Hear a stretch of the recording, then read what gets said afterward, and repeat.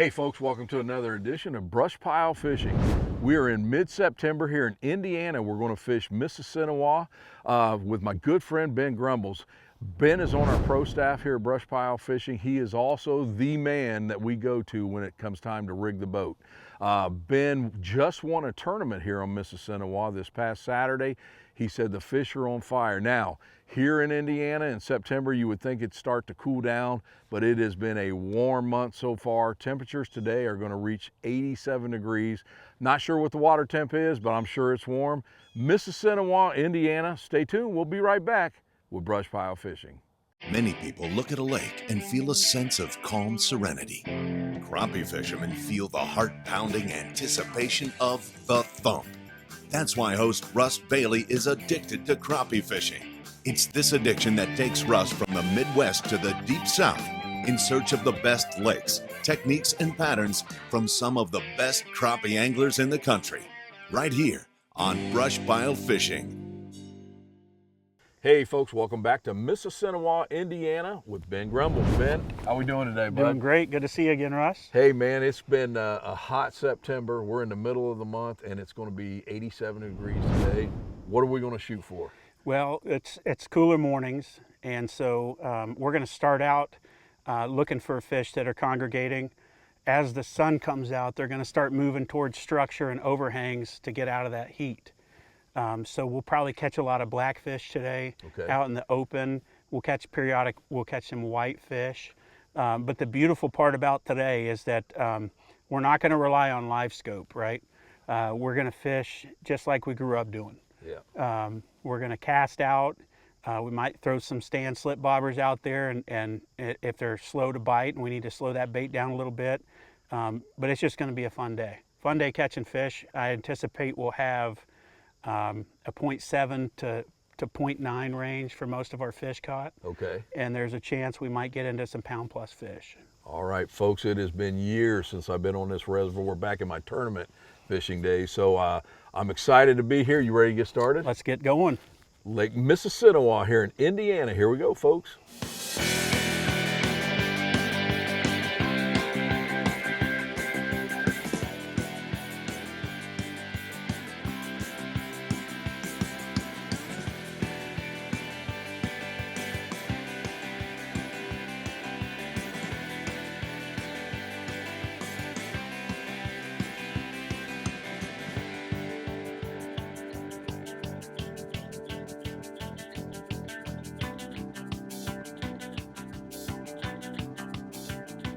You're going to be casting from this tree out, okay? See that stump down there? Yep. 20 feet, right about there. All right, folks, just getting started this morning. Starting out about 5 foot of water. We got about 72 degree water temperature, so it's still warm. And, you know, Ben, eventually we got to start cooling down, but here, Ohio, Indiana area, you'd think we'd be cooler by mid-September. Yeah, it's been crazy. We had a glimpse of fall in August, and then now September has just been nothing but sun, no rain. All the yards are brown. 90 degrees. 90 degrees. But once the sun starts coming up, we'll see movement, and we'll stay on in this general area and move towards cover. I'm going to start focusing like right in that area. Okay. And hopefully see a lot of bait out there, but we're not targeting fish with live scope today. We're just casting out and traditional fishing. So. And folks, what we've got, hopefully the cameraman can pick it up, it's just a big laydown that goes into the water. Lots of stumps down there.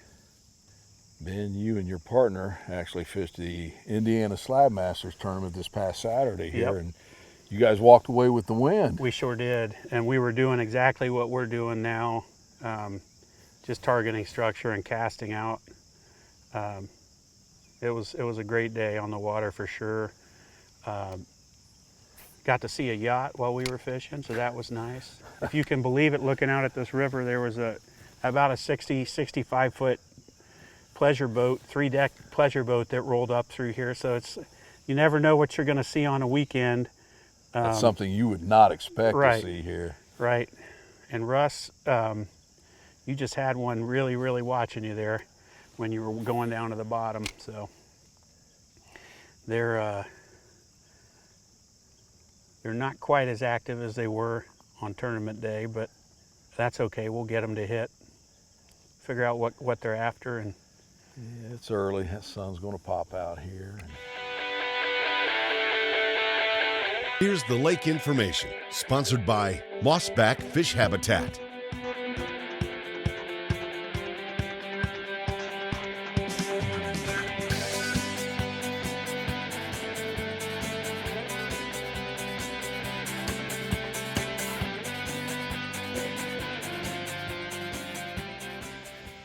Talk about peaceful, man. It is quiet back here. That's this the one morning. thing. Yeah, it's worth the ride because it's pretty relaxing.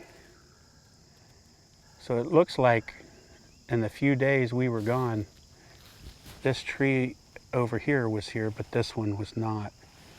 So we'll give this a few more minutes and then we'll keep moving up the river if we don't catch anything here soon. There's a fish. What you got? Oh, that's a good one to get us going. Nice fish there. That is a nice black crappie. Yes, sir. Yeah, like I was saying when we were talking earlier, we'll probably catch more blacks than white fish out here. But there definitely are both. There are both. And we caught a hybrid. Yeah. We caught a magnolia Nice. out here. Nice. But that's a good fish there. That's a great eating fish right there. Probably a 0.85. But you can see here too how thick that fish is. So you'll get good fillets out of that. Caught him on the fast lane roo with a pink 1/32 ounce jig head. You know I love my pink jig heads. Oh, and I love fast lanes, my favorite color. Good fish. That's a good one to start us. On a retrieve. It was on a retrieve. I let it go to the bottom of where this stump is down here, right in front of that, right where you just hit. I just let it go down and slowly came back up and he smoked it.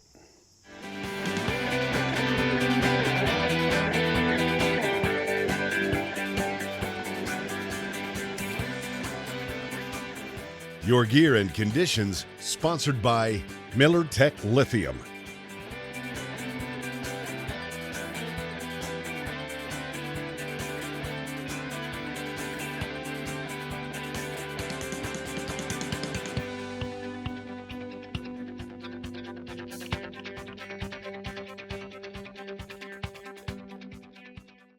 Folks, I'm going to date myself here, but back before the days where we had all the super electronics where you could see everything, when I would fish a laydown like this, you know, a lot of times I would find fish out at the end of it. Oh, there are, yeah. And you see this much here, but you wonder how much is there. What I would always do is try to look at the base of that laydown, see how big it is, and then look at some other trees along the shoreline with that same size base and see how tall, and that tells you, you know, roughly how far those will come into the water. It's a great tip.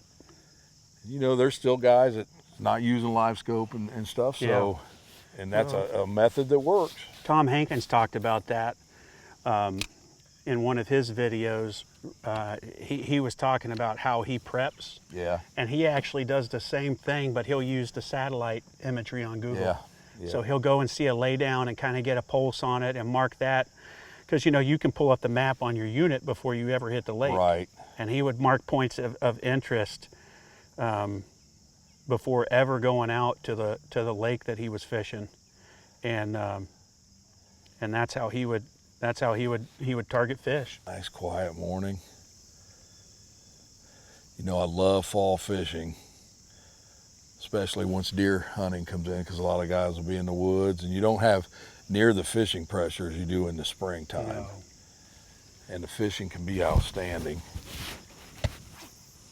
I've really enjoyed fishing this trail this year, the Slab Masters Trail. There are some phenomenal fishermen, great competition, really good guys. We start every tournament out with the national anthem, and we all come together in the morning and see each other off, and the camaraderie is great. We have great turnout too. Yeah. We're still getting, 30, 40 boats plus on all of our tournaments, and it's just well ran, and and the group of people are what make it. Yeah. It's nice when you're out on the water to see people and everybody's having fun, respectful group of guys. So it's been a blessing to be a part of that for sure. Well, you know, I've told people this before, the older I get, you start to realize it's not about catching a fish, man. No. It's time on the water with some of these guys and the memories. And You learn so much too, you know. yeah. One thing that the current director does that I like is he'll ask questions at the tournament when you go up to collect a check or talk about what you did well or what went well, you know. Mm-hmm. You don't hear a lot on the 2-day tournaments on the first day, but after the final weigh-in on the second day, you know, just comparing. And you see people when you're passing through, you know, Yeah. that you know are fishing the tournament, and you get better. You push yourself, and you talk and you learn new tactics, new baits, new strategies. And then it's nice too because so many of the guys are on the national scene as well. So when you go out to Old Hickory or you go to an NCL or a Crappie USA event, you're there with 10 or 15 guys, or Yeah. you know, a handful of guys anyway that you fished with, and you can room with them. They've got your back and you've got their back. Everybody knows each other, so it's just a nice group of guys. They've been very welcoming to me. I'm grateful for being able to fish with them for sure. Right in here, you can see the bait fish, and then down below, the bigger marks. Those are crappie right there, and they feed up, so they're down there eating. We're competing with shad right now, and once the schools start to move, it'll become less competitive. We should start getting more attention from the fish. They're in here.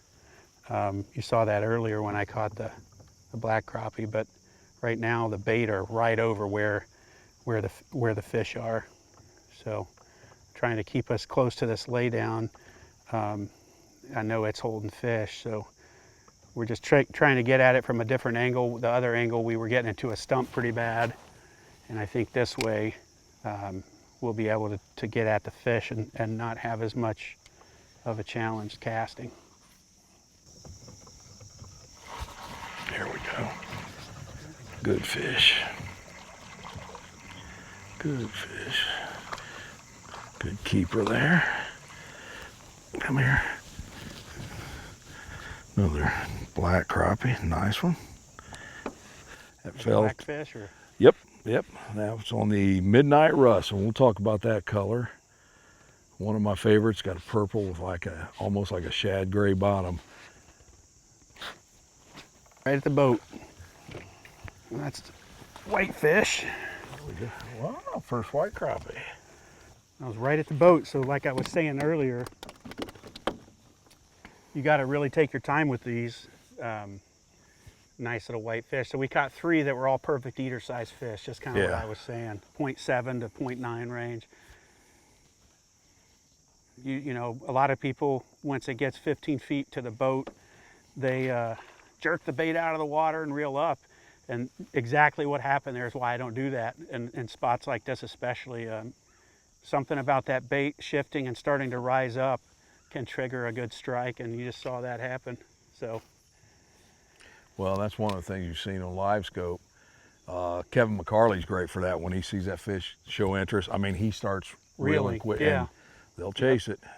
Yep. Even without the live scope, though, it's just there's another fish right off the bat. Found you a little pocket there. Yep, right by that lay down, just on the back side of it. That's a smaller another white fish, small one.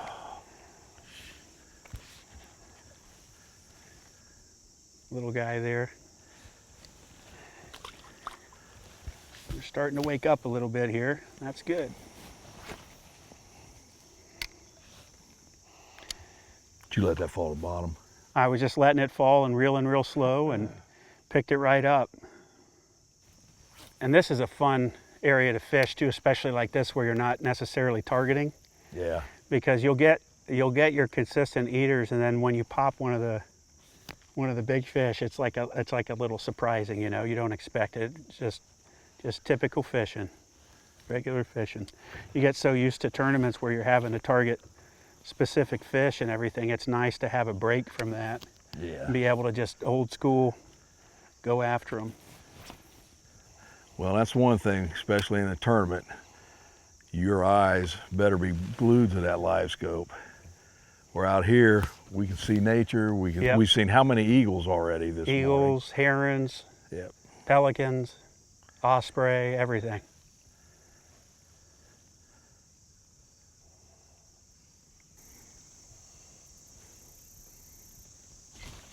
There we go. There it is. Come here. It's a nice fish there. Yes, sir. Another nice black. You know, Ben was talking earlier, a lot of good cleaner size fish here. And again, that's on the midnight rust. So we've caught one white crappie and the rest black today. You said that would be the case. Yep. Yeah, they're in here thick, and they're fun to catch. They really fight great.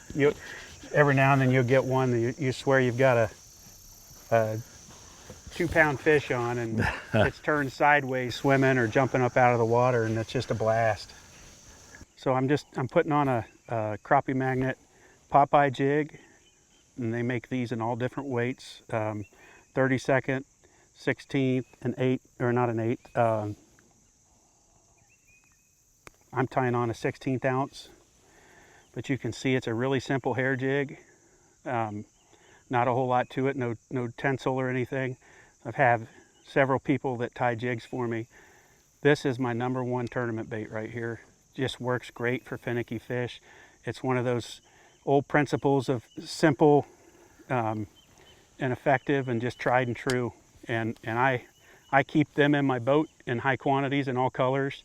The black and chartreuse is my #1 color, but the blue and red that they make, there's been times that it has been all we could catch fish on. And Russ, you may remember we were at camp at Green River a couple years ago, and all they would hit is that Popeye jig in that blue color. Do you remember that? Yep. And it's just, you just figure out what they want and you give it to them, and turns out a lot of time it's a Popeye jig. Well, Troy, the cameraman, will tell you, the Popeye saved us a couple trips. One, we were in Pennsylvania where they dropped the water an ungodly amount overnight, and it shut the fish off. Was that with Mitch? Yes, and we put the Popeye on and did pretty well. Got one? And we were at Chickamauga, believe it or not, doing a live bait show, and we had enough for the fish, but it was slow. We found one brush pile, threw on some Popeyes, and basically got the whole show in about 20 minutes on that one brush pile after we'd been using live bait all day. Isn't that something? What I like to do when I'm switching baits around is I'll watch how they react to the bait in a tournament. It's not, even if I'm not using the live scope or I am using it to target fish, or either way, that's one good thing about it, is it'll quickly tell you, look here, there he is. It'll quickly tell you whether or not a bait's going to be effective or not. So that it's a good fish right here. Good white fish. Take a look at that, Russ. And again, dropping down to that little Popeye jig. So I got to see this fish quickly turn and attack that bait. So I know this is a jig that's going to be effective today, and I can rest assured and relax with that. So.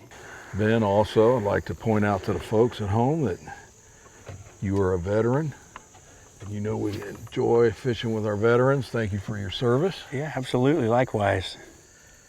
Folks, if you have lived under a shell, every year we put on a veteran benefit tournament. The last several years we've donated our proceeds to the Travis Mills Foundation, which is an outstanding thing. But this year we're doing something called Face the Fight. And Ben, that deals with veteran suicides because the numbers are alarming. Sure. So we found this organization. We've worked with that, and in conjunction with the Memorial Museum there in Columbus. And by the time this shows airs, the tournament will be over. It's October 5th, but we always try to have it around the first October, first Saturday in October. Folks, if you get a chance, make sure you sign up for that tournament. Ben, you know as well as I do, it doesn't matter who wins or loses in that one. It's a great tournament. A lot of fun. Everybody knows what they're there for, and just a really good time. And you don't have to be a veteran to fish it. It's open to whoever. It's just the proceeds we make sure go to great veteran organizations. And you get to come out and enjoy a good fish fry. And oh yeah, Friday night fish fry.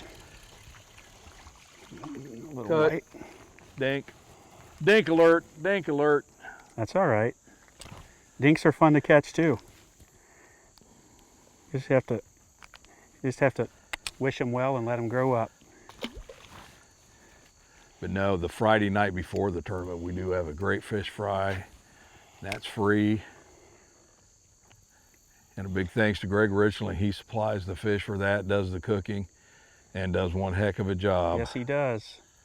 It is a great time. And that's where too, you know, from a camaraderie standpoint, you get to hang out with the other fishermen and just spend some time talking. You get to hear from the Tomato Queen, or Tomato Princess, or I forget. But she's actually been a loyal participant too. There in Delaware County. You bet. Which is great. It's a testament to when you're doing something good and good people get involved, they don't want to quit. And yeah, so it's been good. That's not a bad fish. We're right there. And right now with that finicky bite, oh, that look at Popeye this. jig starting to produce. He starts to choke that one. Another white crappie here. Another little eater. Fun fish to catch. Hey folks, thanks for joining me for today's gear check. Simple rig we were using, and we'll talk about the jigs in a minute because something made a big difference. But starting with the rods, it's 7-foot Sam Super Sensitive. B&M makes several good casting rods. This is my favorite personally. I love the sensitivity on it. You can make nice long casts, and it is a super, super light rod. As far as the reels, we went with the B&M Pro Series. Matches up well with this. We went with a 6-pound slime line because we did get into some heavy cover. So normally I like using 4, but we went with a 6 today. Now, as far as the jigs, so this morning the bite was not too bad, and we went with the 1/32 ounce double cross jig head, and we went with the rue. And the rue, of course, you can put the slab bites right up in the bottom of their belly. This took off this morning. The fish were fairly active. But as that sun came out, because like I say, folks, it's hitting 90 degrees. As the sun came out, they quit chasing those jigs, and basically you had to really slow down the presentation. They also wanted a smaller profile.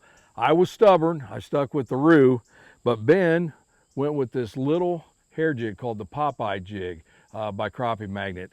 This jig, if you've watched our show in the past, there's been a couple shows where the bite was so bad we started out using something else. We went to the Popeye and it literally saved the show. The small profile, especially when that thing gets wet, will still catch those real finicky fish. And we were only fishing in about 5 to 6 foot of water. So not only was the water super hot and that sun overhead, those fish weren't chasing anything. So that made a big difference. Ben went with that, caught several on this. By the end of the day, the bite got so bad, they wouldn't even hit the Popeye. And I mean, we put it on their noses. We tried everything. It's just this extreme heat in the shallow water kind of shut them down. But I tell you what, we had a nice morning here. Simple equipment, it got the job done for us, and Ben kicked my butt, and that's today's BrushPile gear check. We get the nose of the boat over here, I'll have you drop them. Right on, man. And they're gonna be directly in that pocket right there. Okay. You just shoot up under there and grab There's a lot of brush under there. There's not any. Okay, so you good. can see some fish right there in front of us. Yep. They're there for that shade. Yep, go ahead and drop them.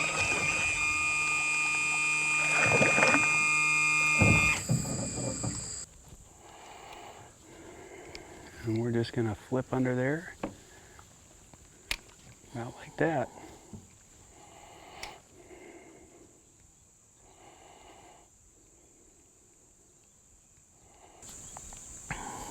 drop that down all the way? No. Count to 1 or 2, and then I just started the retrieve. So you were shallow. Yeah, we're only in 6, 7 feet of water.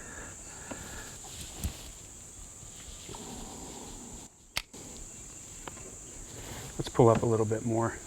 I'll lift him just a little bit, and then I'll move us. That's good. Once I get that nose a little bit more. All right, folks, so we're trying something. I'm trying something a little different. We're in shallow water now, fishing some shade. You know how I love cork fishing. I had to try it. I've got to see.